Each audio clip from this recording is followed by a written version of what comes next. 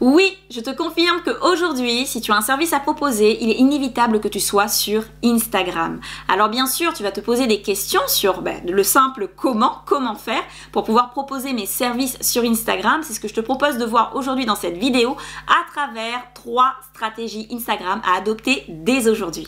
Salut, je m'appelle Jenny, bienvenue sur ma chaîne vidéo destinée aux digital entrepreneurs, que tu sois coach, formateur, créateur de contenu. Bref, tu as un service à proposer, tu es sur la bonne chaîne. Avant de commencer, je t'invite à venir me rejoindre sur Instagram où je te partage des pépites de conseils. 3 stratégies Instagram, c'est ce que nous allons voir aujourd'hui pour te permettre de mieux présenter tes produits ou de savoir tout simplement comment faire pour proposer ton service. Alors bien sûr, je ne vais pas te donner X actions à faire parce qu'on sait très bien que si on a 10 actions à faire, on ne va pas faire même pas la moitié et on peut même avoir peur de la liste d'actions et ne pas bouger, ne pas passer justement à l'action. Donc l'objectif ici est de te donner à travers ces 3 stratégies, 3 petites actions que tu peux mener dès aujourd'hui pour pouvoir faire la différence. On va commencer avec la stratégie post. Instagram, ça a commencé avec les posts. Je pourrais même dire que les posts, c'est l'action historique d'Instagram. Comment tu peux l'utiliser? D'abord, il faut comprendre que les posts, c'est du contenu durable. Donc, tu as tout intérêt à donner de la valeur dans les posts. Et comme c'est du contenu durable, c'est du contenu susceptible d'être vu plus tard. Aujourd'hui encore, il y a des posts que j'ai fait il y a un mois qui me ramènent des personnes qui vont s'abonner sur mon profil grâce à ces posts. Et ça, c'est juste formidable. Pourquoi? Parce que tout simplement, au vu de la valeur que tu as donnée, au vu de l'interaction que ton public, que ton audience a eu face à cette valeur, cela indique à Instagram que c'est quelque chose qui mérite d'être vu par d'autres personnes qui seraient concernées ou intéressées par le même sujet. Garde cela en tête. Donc maintenant, comment tu vas utiliser les posts pour pouvoir proposer ton service? Dans les posts, tu as ce qu'on peut appeler, pas forcément un commentaire, mais un descriptif en fait de ton post. Et ce qui va se passer, c'est que dans ton descriptif, tu vas mettre des appels à l'action. Non pas un appel à l'action, mais tu peux mettre 2 appels à l'action. Alors il faut comprendre que il y a les appels à l'action qui vont envoyer les gens directement à l'extérieur d'Instagram. Or, mets-toi un peu à la place d'Instagram. Qu'est-ce que tu veux? Tu veux que les gens aillent ailleurs ou tu veux que les gens restent sur Instagram? Bien entendu, si tu étais le propriétaire d'Instagram, tu veux que les gens restent sur Instagram. D'où l'importance d'intégrer des appels à l'action qui permettent l'interaction de ton audience avec toi-même sur Instagram. Tu peux inviter les gens à commenter, tu peux inviter les gens à te dire leurs problèmes en fonction de ton domaine et ça, c'est très important puisque ça te permet de savoir que veulent les personnes ou que veut plutôt ton audience, tes futurs clients, puisqu'ils passent déjà à l'état de prospect dès lors qu'ils ont cliqué pour être intéressés par ce que tu fais. Et tu peux également les inviter à enregistrer ton post. Et ça, c'est très important. Si tu veux être dans l'explore, c'est-à-dire dans la recherche d'Instagram, tu as tout intérêt à avoir un maximum d'enregistrement. Donc, invite les gens à enregistrer ton post. Maintenant, le deuxième appel à l'action, qui est quand même un appel à l'action ayant un impact direct sur ton business, c'est que tu vas expliquer aux gens en fonction de ce que tu as offert en tant que valeur, que s'ils veulent aller plus loin, s'ils ont des questions, s'ils veulent savoir plus de choses, ils ont tout intérêt à tout simplement venir te poser une question en DM, qu'ils ont tout intérêt à venir te contacter, t'envoyer un mail ou tout simplement commenter en disant juste je suis intéressé et à partir de là, toi, tu vas pouvoir les contacter. Donc la première action, la première stratégie, c'est de mettre automatiquement des appels à l'action dans tes descriptifs de post. La deuxième action concernant la deuxième stratégie, c'est la stratégie des DM. DM, c'est quoi? C'est direct message. En français, tu vas avoir plutôt contacte-moi, les messages directement ou autre. C'est un peu moins sexy, on se l'accorde. Quoi qu'il en soit, c'est quoi la stratégie des DM? C'est d'être tout simplement, on va dire, assez actif, voire même très actif sur les DM. Quand une personne va s'abonner à toi, tu vas juste lui dire coucou, comment ça va, merci de t'être abonné. Ce n'est pas forcément obligatoire parce que tu peux te retrouver du jour au lendemain avec beaucoup d'abonnés et ne plus savoir quoi dire. Donc soit tu mets un message, on va dire, d'accueil qui va être répétitif à chaque fois ou sinon tu vas le faire à la main. À toi de choisir. C'est aussi inviter les gens à te partager leurs problèmes, de leur dire voilà, dis-moi comment on peut mais comment je peux t'aider? Explique-moi comment tu gères ton business aujourd'hui. Explique-moi comment tu fais des créations aujourd'hui, en quoi je peux t'aider.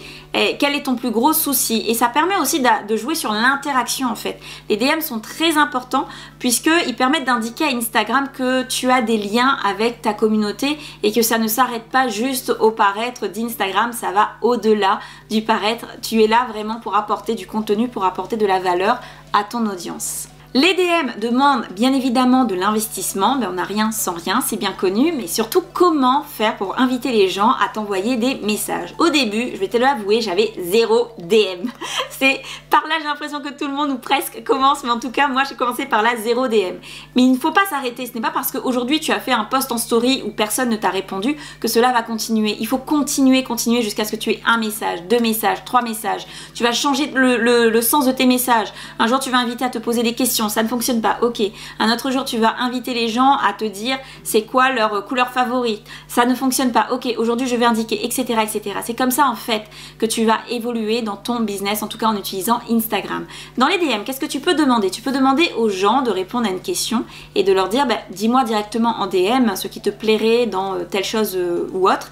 Tu peux les inviter en post à t'écrire des DM, tu peux les inviter en story à écrire des DM, tu peux inviter dans des vidéos IGTV. Si tu veux plus d'informations sur ce sujet, contacte-moi directement et tu peux même l'indiquer dans ta bio. J'avais suivi une formation qui expliquait que bien souvent ils voient voir le lien en bio, voir le lien en bio. Il dit que l'interaction avec ton public, l'interaction avec ton audience va au-delà de ça. Quand tu auras maîtrisé la boîte à questions, la boîte à outils, on va dire, d'Instagram et les DM, à ce moment-là, tu pourras mettre voir lien en bio.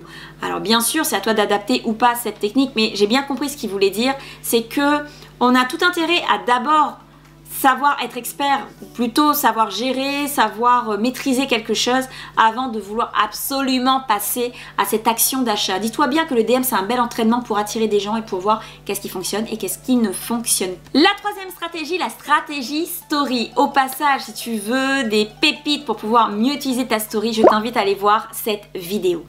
La stratégie story, c'est quoi? Bien souvent, on va prendre la story et on va juste décrire sa vie. On va juste informer les gens sans les conseiller. Or, tu dois conseiller et pas informer. Pourquoi? Parce que l'information, c'est juste, on va dire, du contenu qu'on ne va pas forcément utiliser. C'est « Ah, la personne est partie à la plage, ah, la personne elle a fait ci », mais ça s'arrête à là. Alors que si tu donnes des conseils, si tu donnes de la valeur, les gens vont revenir te voir pour justement avoir encore plus de valeur. Et là, tu auras tout à gagner en utilisant la story. Maintenant, l'action que tu dois appliquer en appliquant la stratégie story, c'est d'être organisé dans ta story. Pourquoi? Parce que tu dois être sûrement occupé. Tu n'as pas forcément tout le temps pour penser, ou peut-être que tu n'as pas les moyens de prendre quelqu'un pour penser à une story qui soit merveilleuse, époustouflante et qui attire de plus en plus de monde.